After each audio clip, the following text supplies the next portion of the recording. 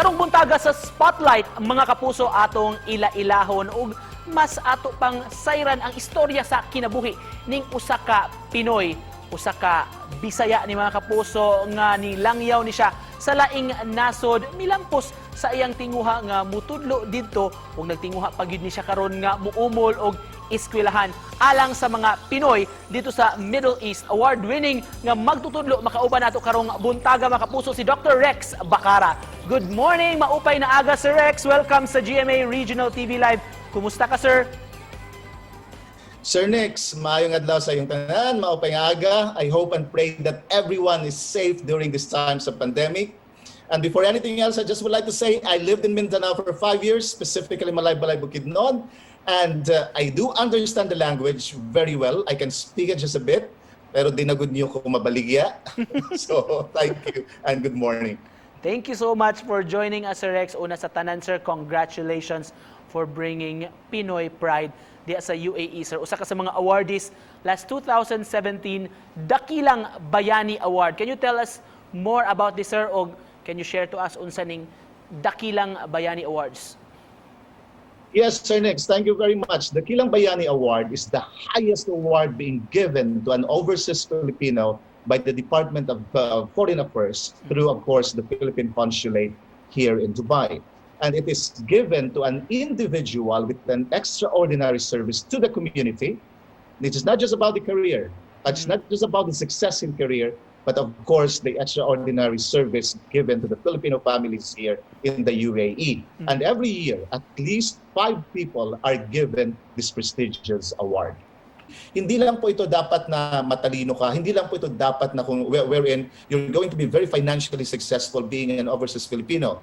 But what is really being taken into consideration here is a heart that beats for service. Oh, that's very good. Well-deserved talaga, sir, sa ato mga Pinoy mahatagan og recognition ato mga OFWs like you, sir, sa natad sa edukasyon, sir. Unsa may mga challenges, Dr. Rex, nga imong na-encounter sa imong pag-start, sa imong pagpanarbaho diha sa UAE, sir? When you come to Dubai, you will realize that as an educator, my students are taller than me. These are beautiful people. Arabs are beautiful people, by the way. And what happened was that as a Filipino, by the way, educators here in the UAE is basically a special type of people, especially for Filipinos, because we are known as being in the services industry, waiters, maids, nurses, etc. The challenge was that these are highly independent students. They really will question you. And if you're not able to answer, they have the tendency to underestimate, especially the Filipinos. Every graduation, since I started teaching at the American University of Dubai, every graduation, they would always give me a standing ovation, which they have not given to the other faculty members in the history of the university. Briefly, Dr. Rex, unsa may kalainan, sir, pagkakaiba sa educational system diya sa UAE ug diri sa Pilipinas, sir? One thing is, look, it is not just about the kind of students that I currently have, even probably in the past when I came here. It is also because the education here is very much well supported by the government. So the infrastructure is fantastic. When the pandemic happened, the transition from face-to-face to online was instant. Dahil malakas yung internet, everything is there, the computers are always upgraded, the services are there. Because there is a full support coming from the government, we didn't have the difficulty. Ang lakas ng internet dito. So nang nag-transition, wala kami nung tinatawag na wala yung internet. Wala. Because again, of that very good foundation. That's one. And the other one, of course, is students are generally self-sufficient. Sir, for you, ikaw nga makakompare na, sir, sa system diha sa UAE ug diri sa Pilipinas, bakit dapat tutukan man, sir, ang sektor sa edukasyon diri sa Pilipinas? Because it takes us out from ignorance. Para sa akin talaga, education is very important. Proper education is very important. And by the way, education is not just a transmission of knowledge, but education is education of character. And if we teach our younger generation the very importance of character, then we have a great nation that is being built, continually being built, not just currently, but in the future. Dr. Rex, just for the information of our viewers, sir, before you, of course, you came to UAE, sir, unsa may imong trabaho diri sa Pilipinas kaniadto, sir, og nganong naka-decide man ka nga manglangyaw diha sa laing nasod? When I'm being asked with that kind of a question, I always say because I've fallen in love and then my heart got broken. I'm just kidding. No, of course not. Nothing of that sort. Now, Sir Nix, the reason why I came here is precisely because I realized that there must be, I needed to expand my horizon.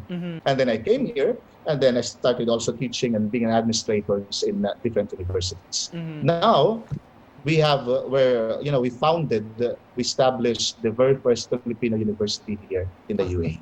Generally, the Filipinos here, we are the third largest population in the UAE. It's a very strong number, it's a very strong force. We realize that there are 8 schools across UAE in the different Emirates, but there is no university for Filipinos. Personally, this has been my dream ever since I became an educator to put up my own university. And finally, we're opening it in September.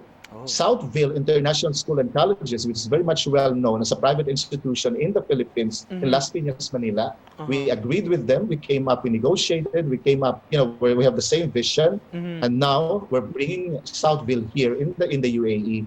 For teachers, for educators like you, Sir Rex, unsa may mahatag nimo nga advice labi na mga teachers nato karon taliwa ni atong nasinati, sir, pandemya pa man gyud? Be excellent and be responsible. Okay, that's my only thing. As teachers, we don't have jobs, we have missions. As teachers, it is not just about having money, it is about pouring our hearts to make sure that the next generation, especially the next generation of families, they become responsible people, they become leaders.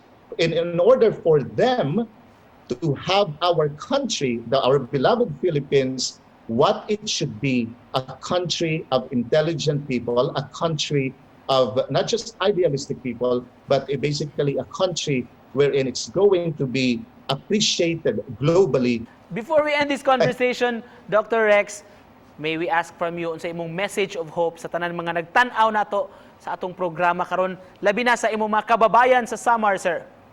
Our motto should be Taas Noo Filipino. Despite our difficulties, we must persist and we must always look at difficulties as challenges. When we look at difficulties as challenges, they become things that we want to go through to win over. I've always looked at difficulties as challenges. We must have grit. You must have grit. And grit, according to Angela Duckworth and other, is that of persevering when you feel that you have nothing left. Very nice. Very well said, sir. Grit and determination of atong pag-strive for excellence always. Thank you so much for joining us and inspiring us this morning, mga kapuso. Award-winning academician diha sa UAE, si Sir Rex Bacara. Daghang salamat, Sir Rex. Thank you as well. Thank you very much. Thank you.